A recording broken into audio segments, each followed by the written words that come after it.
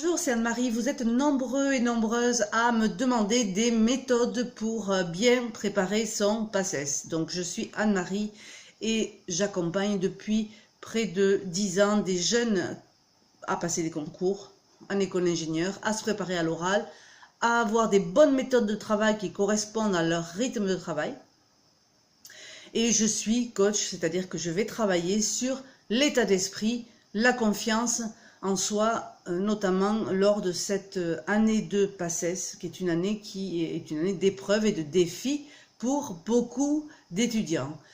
Effectivement, beaucoup d'étudiants peuvent se sentir déstabilisés ou ébranlés devant la quantité des choses à faire, devant la nouveauté, et ont des interrogations sur leur façon de travailler. Est-ce qu'ils doivent faire un stage de pré-rentrée? Est-ce qu'ils doivent travailler de telle façon ou de telle façon? Est-ce qu'ils vont aimer les matières ou pas? Est-ce qu'ils vont optimiser le temps de travail? Certains peuvent vivre aussi de la déprime parce qu'ils sont loin de chez eux, donc ça fait aussi un coup au moral, où ils ont des coups de mou parce que c'est long justement cette année de PACES. Ceux qui vivent seuls, ceux qui vivent loin, peuvent aussi ressentir des coups au moral. Et effectivement, quand la masse de travail s'accumule, et elle s'accumule sur une durée, et on peut être impressionné par la quantité des choses à faire. C'est pourquoi c'est très important de savoir bien s'organiser, bien planifier son travail et avoir des méthodes adaptées, parce que quand on est désorganisé, qu'on perd du temps, qu'on n'a pas de plaisir et qu'on se dit qu'on doit travailler par cœur, quand la masse de travail s'accumule, quand l'état d'esprit est down et fragile, et quand on est loin de chez soi et qu'on est un peu déprimé, bien là, il se crée des pressions et aussi des décrochages.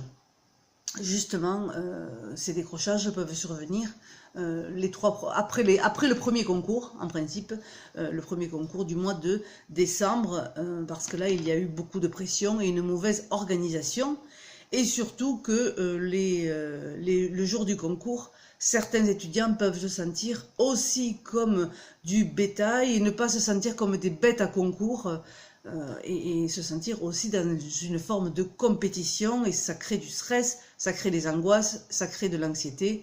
Donc comment arriver à gérer tout ça? D'abord se poser aussi la question de pourquoi, là je te le demande, pourquoi tu veux être médecin, et qu'est-ce que tu cherches dans ce métier, qu'est-ce que c'est qui te plaît? Je t'invite d'ores et déjà à t'interroger sur ton grand pourquoi.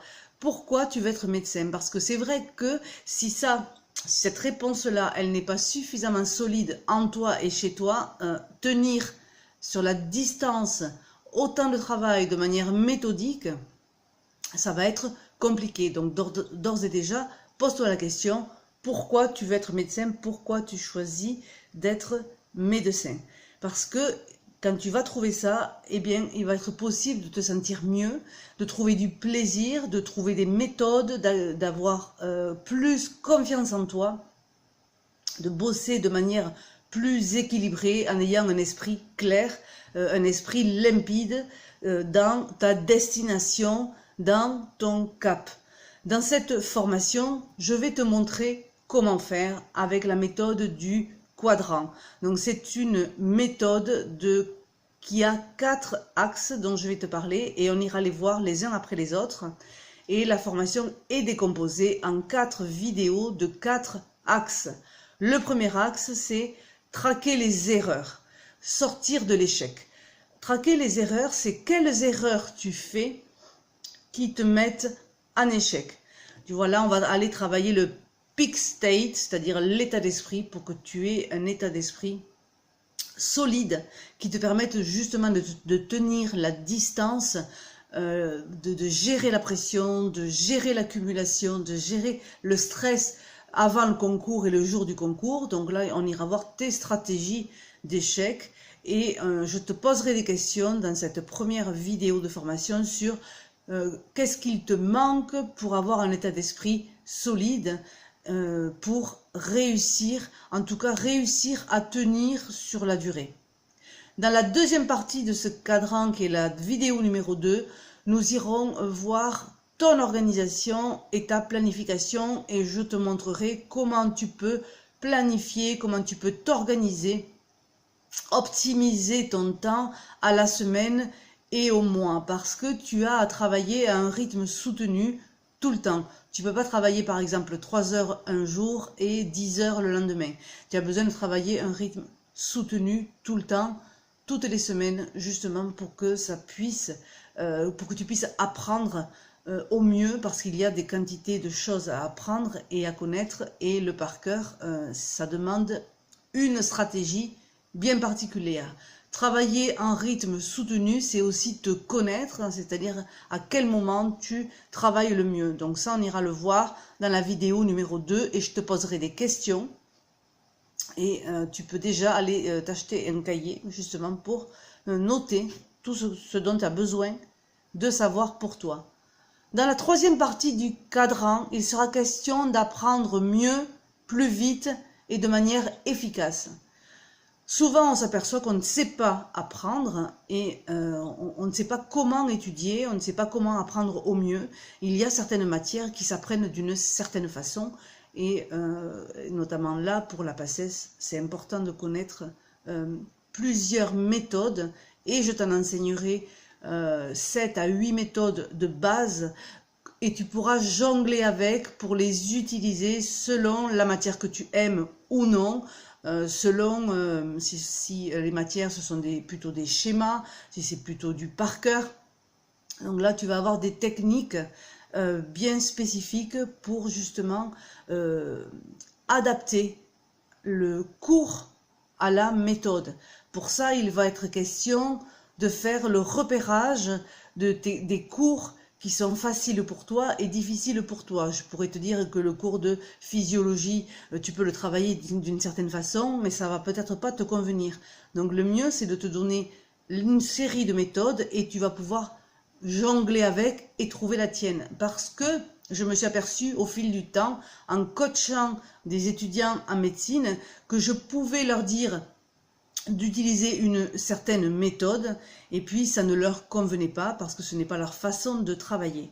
Donc c'est important de te connaître pour pouvoir bien planifier et pour pouvoir bien t'organiser avec les méthodes qui sont adaptées pour toi. Et là je te propose une série de méthodes qui marchent et que tu pourras utiliser au gré de tes apprentissages. Dans la quatrième partie de ce quadrant, on ira voir du côté du stress, de la gestion du stress, parce que là, c'est extrêmement important de savoir gérer son stress et la pression, notamment la pression qui monte avant le concours. Donc, comment gérer ce stress qui monte, qu'est-ce qu'il veut te dire et comment optimiser ta concentration pour éviter justement cet état de panique et de peur qu'occasionnent ces gros concours, hein, comme je disais tout à l'heure, qui sont des concours avec 4000 étudiants dans un hangar. Donc ça crée effectivement beaucoup de stress. On ira voir du côté de tes pauses, on ira voir du côté du sommeil, de l'alimentation, pour pouvoir optimiser tout ça et notamment ton emploi du temps, combien d'heures par jour il te faut travailler, de quelle heure à quelle heure. Là, je te ferai des propositions et je te donnerai plusieurs pistes que tu vas utiliser pour toi.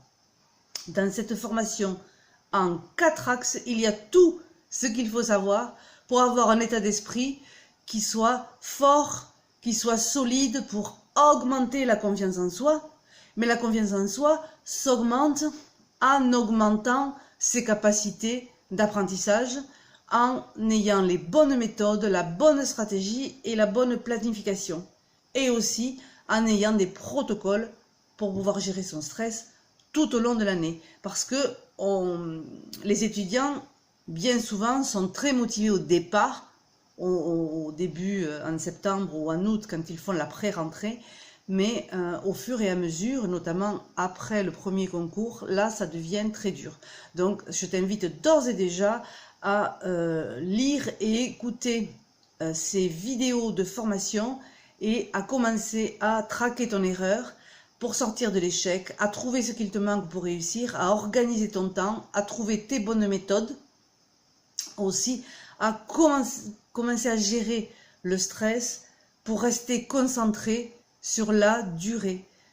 pour justement optimiser ton temps. Alors, cette formation qui est en 4 étapes est disponible dans ma boutique et est le fruit de dizaines et de dizaines d'heures passées avec les étudiants à les écouter, à les comprendre pour savoir ce qu'ils vivent.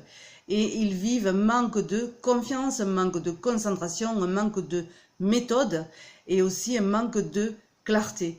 Alors, je ne peux que t'inviter à prendre cette formation pour justement t'inspirer, t'imprégner de tout ce qui t'est donné pour le mettre en place dès maintenant, en tout cas le plus tôt possible.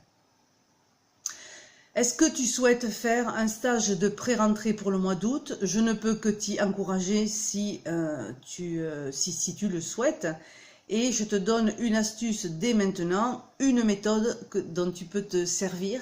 C'est la méthode du bain de mots, c'est-à-dire que là, dès l'été, et nous sommes en été, dès l'été, tu peux déjà te faire un bain de mots, c'est-à-dire te familiariser avec les mots de la médecine, avec les mots des différents UE, tout simplement en lisant des livres et en lisant à haute voix les mots qui te paraissent compliqués. Le but étant d'apprivoiser ces mots nouveaux, de les faire venir à ta mémoire, de les prononcer, que tu les aies déjà entendus. Et là, tu fais un travail de pré-cadrage de cette formation en PACES pour éviter le plus possible dans les cours qui vont arriver dès septembre, pour éviter le plus possible l'absence de connaissance des mots. Donc là, je t'invite avec le bain de mots à lire tout ce que tu peux et surtout à réciter à haute voix les mots qui sont compliqués. Tu n'apprends pas par cœur au mois d'août, tu fais juste un bain de mots de manière régulière, un peu tous les jours et à haute voix si possible. Voilà, donc je suis Anne-Marie Barrero, coach professionnel en communication. Je te dis à très bientôt sur cette formation.